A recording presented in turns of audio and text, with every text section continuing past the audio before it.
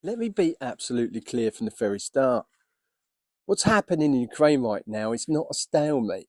It's not a frozen conflict, snow and ice, I know, and it's not Ukraine running out of steam. And yes, just yesterday we heard more comments from Trump, comments that lean heavily in Russia's direction. We know that. The world knows that. And Zelensky definitely knows that. Yeah. So in your conversation with President Putin, did you discuss what responsibility Russia will have for any kind of reconstruction of Ukraine post an agreement? I did. They're going to be helping. Russia's going to be helping.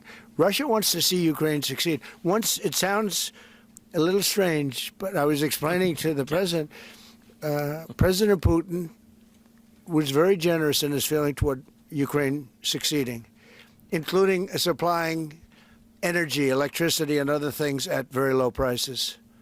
So a lot of good things came out of that call today. But they were in the works for 2 weeks with Steve and with Jared and Marco and everybody. But here's the important part. None of that really changes the reality on the ground, and none of it takes away from what I'm about to explain. Because while politicians talk and narratives get recycled, a very real power shift has taken place this year. What we're witnessing, and what far too much of the Western media is still failing to explain, is something far more important than headlines and sound bites. This is a strategic power shift. And no, this isn't about maps changing colour overnight. It's not about flashy breakthroughs designed for social media. It's not about who sounds strongest behind the microphone. It's about something much more decisive. It's about who controls the tempo of the war, who absorbs the cost, and who is being forced day after day to react.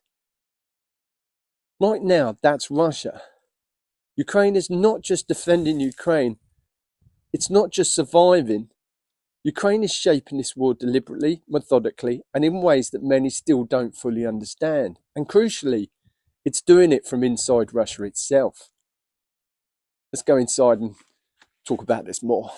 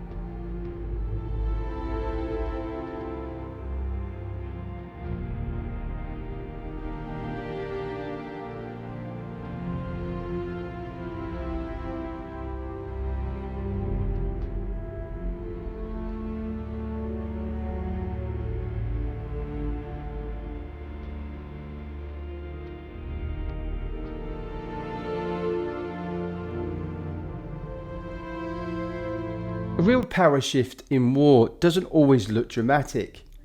It doesn't require sweeping breakthroughs, it doesn't require mass surrenders. A real power shift is about initiative, and any good soldier will tell you, once you lose that, you're fighting an uphill battle for the rest of the war. Initiatives decide when and where pressure is applied, who forces the other side to defend instead of attack, who dictates the price of continuing the war. Right now, Ukraine is doing exactly that. No, it's not perfect, but Russia is being forced to react. Russia is absorbing losses, historic losses not seen on a scale since World War II, and those losses are forcing Russia to stretch its resources thinner and thinner. It isn't theory, it isn't optimism, and it certainly isn't propaganda. This is visible in the logistics, in the economy, and in the command decisions being made under pressure. Officials from Ukraine and Russia are set to meet today for negotiations. It follows a series of sophisticated Ukrainian drone attacks on Russian airfields that are believed to have destroyed 2 bridges. A senior U.S. defense official said it was so advanced they are unsure how Kyiv even pulled it off. CBS News national security contributor Samantha Vinograd is monitoring the situation from Washington and joins me now. Sam, good to see you. So what can you tell us about this new offensive? Well, Vlad, this was truly something out of a spy movie, or so it seems. Ukraine reportedly took over a year and a half to plan Operation Spiderweb, which involved smuggling drones into Russia on trucks, hiding them in cabins, and then using these drones to conduct a massive attack that targeted Russia's long-range bombers. Again, this took over a year to plan. Ukraine said that they did this alone. It did not involve the United States. And it really, from a tactical perspective, to me, shows how Ukraine is relying on weapons like drones, where it doesn't have as much of a disadvantage vis-a-vis Russia. Russia has more advanced traditional weaponry than Ukraine. So really quite a preface to the peace negotiations in Istanbul that are taking place today between Russia and Ukraine. For decades, Russia has relied upon depth. A massive country, long supply lines, rear areas assumed to be safe. That assumption is gone. Ukrainian long-range strikes are now reaching deep inside Russia. Oil refineries, rail hubs, ammunition depots, airfields, command nodes. This is something Russia has never had to deal with, ever. And now it's at scale. Every strike forces Russia to choose. Do they protect the front or do they protect the rear? What is clear is this: they cannot do both. Air defence pulled back to Moscow means Ukrainian drones and missiles hit frontline logistics. Air defence pushes forward means Russian cities, industry and morale are exposed, to the point that Russia is now buying back its air defence systems it once sold to other countries. That isn't balance, that's strategic exhaustion and the result of bad military planning. And this is where the difference between 2022 and now becomes unmistakable. In 2022, Russia believed its size and depth made it untouchable. Ukraine lacked the range, the systems and the integration needed to strike deep and strike often. Russian logistics moved with relative freedom. Command centres operated without constant threat. Rear areas functioned as safe havens. That world no longer exists. Today, Ukraine has range, it has targeting intelligence, it has precision, and most importantly, it has consistency. This is not symbolic disruption, this is a sustained pressure. Russia is now defending everywhere, all of the time, and that is a position no military can hold indefinitely. What once was depth has become overextension. And now to the latest on Russia's war on Ukraine. Officials in Kyiv say Ukrainian drones targeted Russian oil depots and a major airfield that stores guided bombs near the border. Ukraine also claims to have sunk one of Moscow's key naval assets in Crimea. Journalist Dominic Velitis is tracking this story from Riga, Latvia.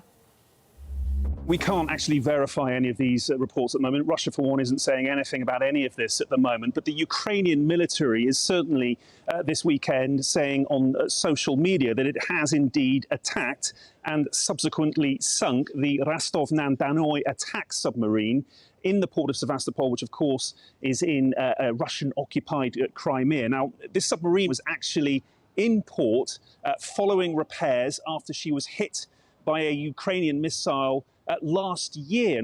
But this time, Ukrainians are saying that they have finished the job off, saying that she is now, quote, at the bottom of the Black Sea.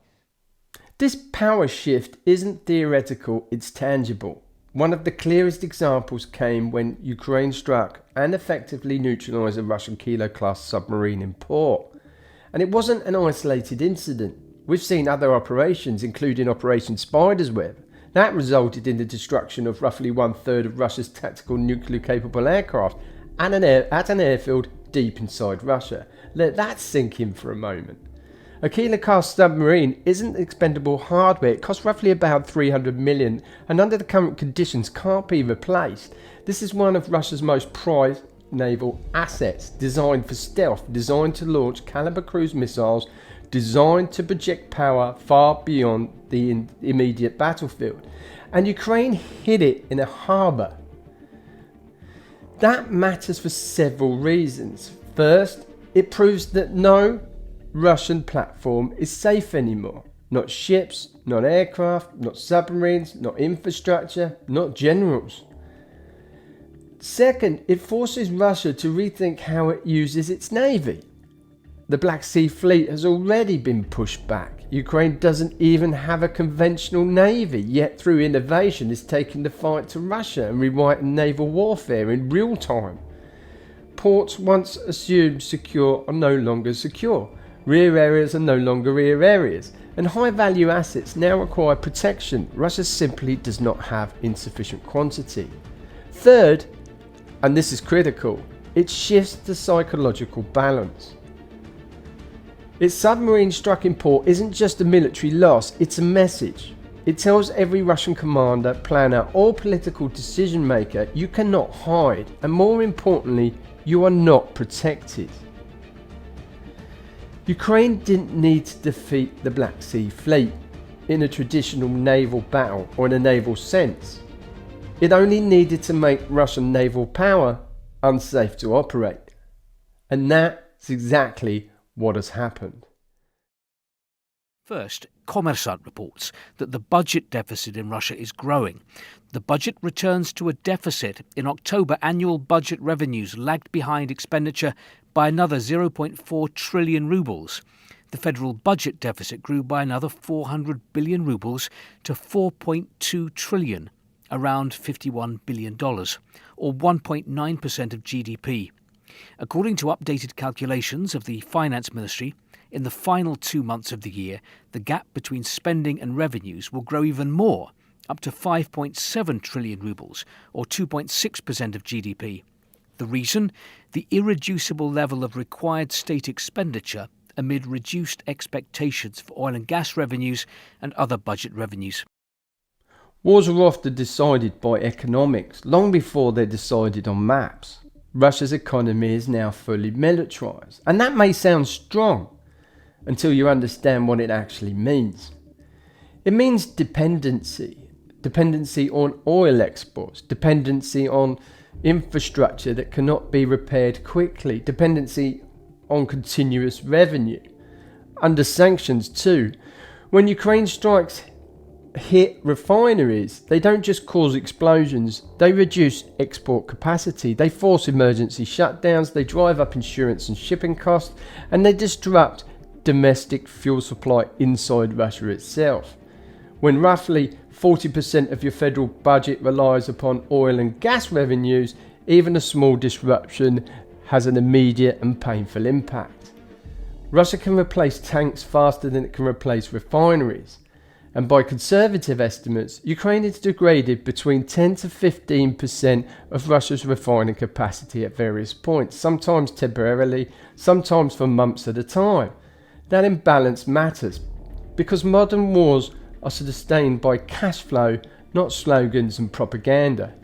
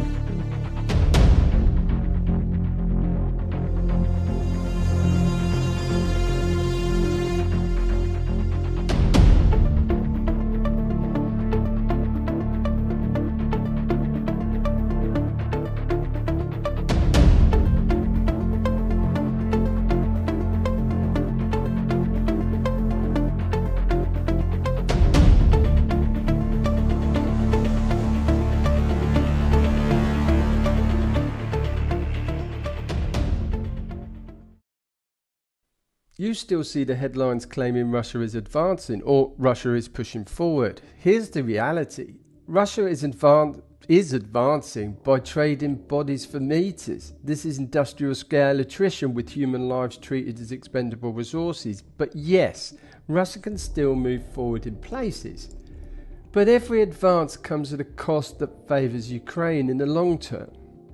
Because Russian casualties are unsustainable. Officer attrition is destroying command quality, training pipelines are collapsing, replacement troops are less capable. And this is for everybody to see. An army can advance and still be losing the war. That's exactly what we are seeing. Let's address something that appeared online and was laughed at. Russian units using horses and donkeys to move supplies and even conduct assaults recently. This isn't resilience, but it is logistical failure.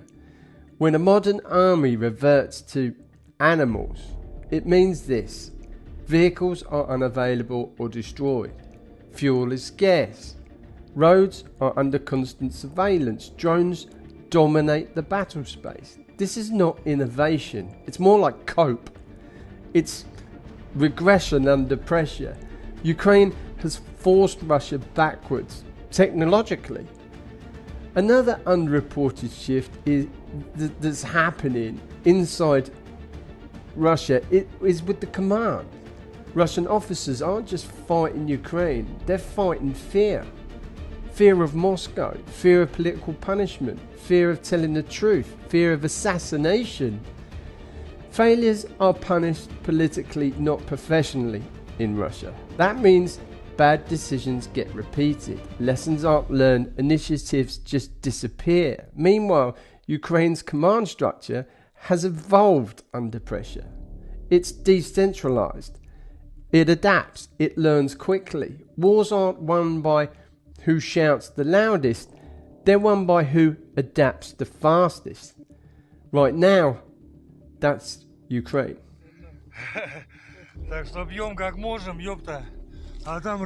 Here's the uncomfortable truth.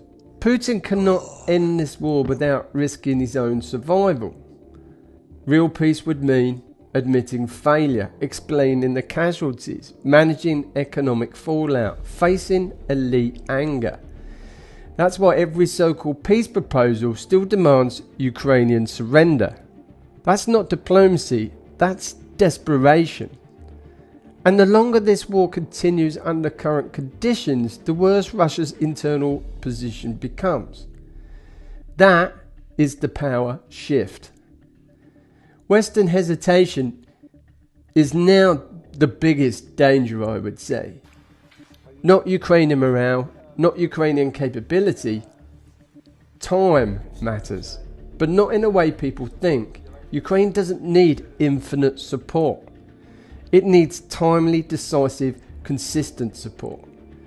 Because Russia is already cracking and creaking at the seams. The worst possible mistake now would be to blink, just as pressure is finally working. So let me finish with this. The war most people think they are watching, the one about the trenches and the maps, is already outdated.